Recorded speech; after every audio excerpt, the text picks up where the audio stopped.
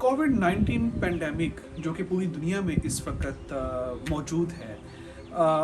अगर उसकी बात की जाए तो उसकी वजह से कुछ सेक्टर्स जो हैं जिनको कुछ हद तक या ख़ासा हद तक फ़ायदा हुआ है। उन्हीं सेक्टर्स के अंदर एक ऐसा सेक्टर है जिसको हम ओटीटी प्लेटफ़ॉर्म्स या जो है जिसके अंदर नेटफ्लिक्स, अमेज़न, ज़ी5 और दूसरे प्लेटफ़ॉर्म्स शामिल हैं। अगर इन सेक्टर्स की बात की जाए तो इनकी 5 की 5 उँगलियाँ घी में हैं। आम हालात में कुछ ऐसी फ़िल्म्स या कुछ ऐसे प्रोजेक्ट्स जो सिनेमा के अंदर अगर उनको पेश किया जाता तो वो शायद एक हाउसफुल शो भी ना क्रिएट कर सकती, मगर इस तरह के जो ओटीटी प्लेटफॉर्म्स हैं उनकी मौजूदगी में एक अच्छी खासी व्यूअरशिप और एक डिस्ट्रीब्यूशन लेने में कामयाब रही हैं। व्यूअर्स, कुछ आइडियाज़ या कुछ स्टोरीज़ हमें सुनने में कई मरतबा बहुत इम्प्रेस करती हैं। इनफैक्ट वो पेपर के ऊपर भी काफ़ी अच्छी लगती हैं, मगर अगर उन्हीं स्टोरीज़ को या आइडियाज़ को अगर स्क्रीन के ऊपर हम एग्जीक्यूट करें तो वो हमें उस तरह से इफ़ेक्टिव नहीं नज़र आती। In other words we may say some of the stories they look very good on paper but their execution sometimes miserably fails. That's the problem. यही प्रॉब्लम है जो कि हाल ही में रिलीज़ होने वाली ज़ी5 प्लेटफॉर्म के ऊपर एक फ़िल्म है डायल 100। उसके साथ सबसे बड़ा प्रॉब्लम यही है कि आइडिया तो उसका अच्छा है और काफ़ी इम्प्रेसिव हो सकता था, मगर उसकी एग्जीक्यूशन एक काफ़ी मिजरेबल तरीके से की गई।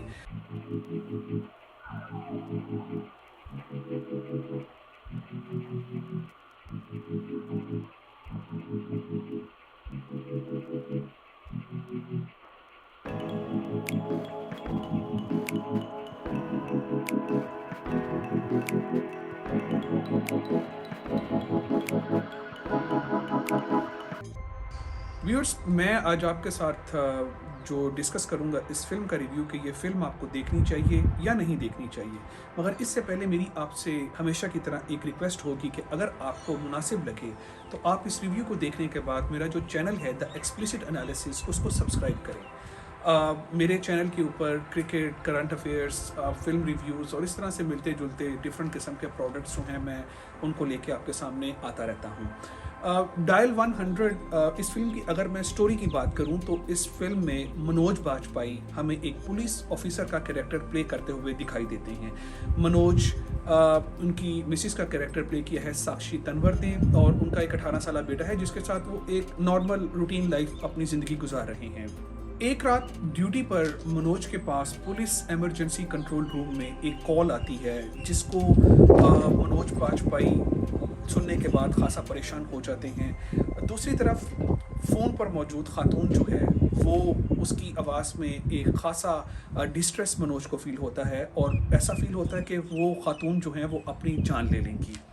मनोज इससे खासा घबरा जाते हैं और मनोज अपने दायरा कार में जो भी उनके पास जो प्रोटोकॉल्स होते हैं वो उसके मुताबिक जाकर उस खातून को ओवर द बोर्ड जाकर हेल्प करने की कोशिश करते हैं।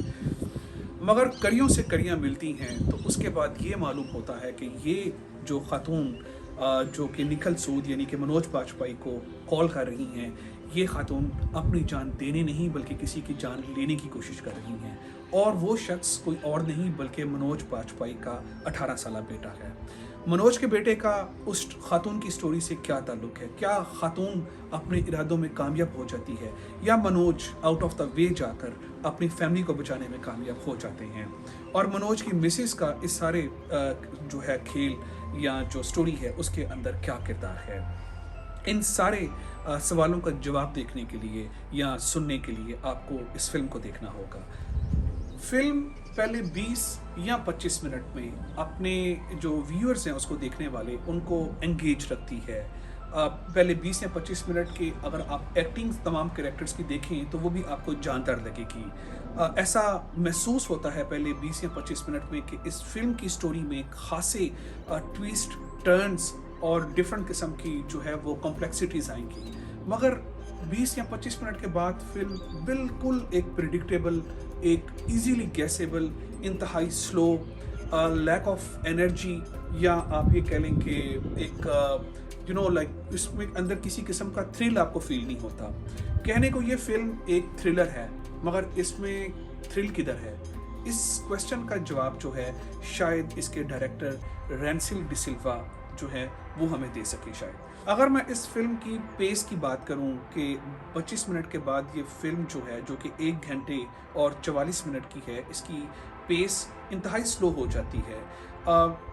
Lot of emotional drama, unnecessary drama इसके अंदर क्रिएट किया गया है, बल्कि मैं कहूँगा मेलो ड्रामेटिक जो है इज़ अ राइट वर्ड।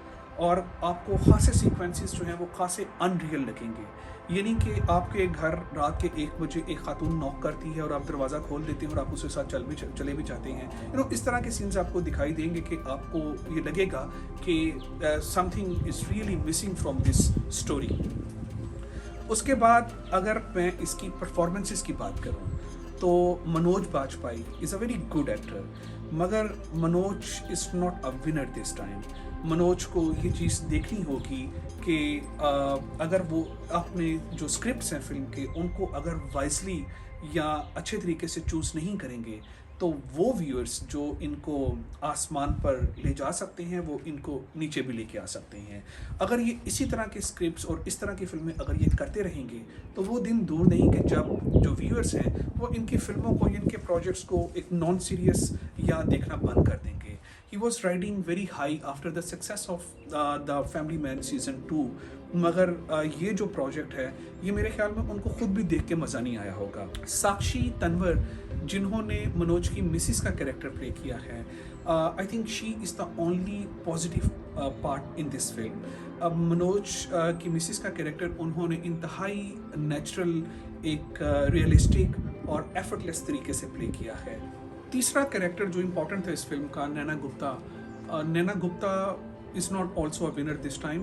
नैना ने एक 18 साला बेटे या एक टीनेज बॉय की मॉम का कैरेक्टर इसमें प्ले किया है, और वो किसी भी एंगल से टीनेज बॉय की मॉम नहीं दिखाई देती, और उनका मेकअप और उनकी एक्टिंग बिल्कुल उस किरदार के साथ जस्टिस नहीं कर पाई।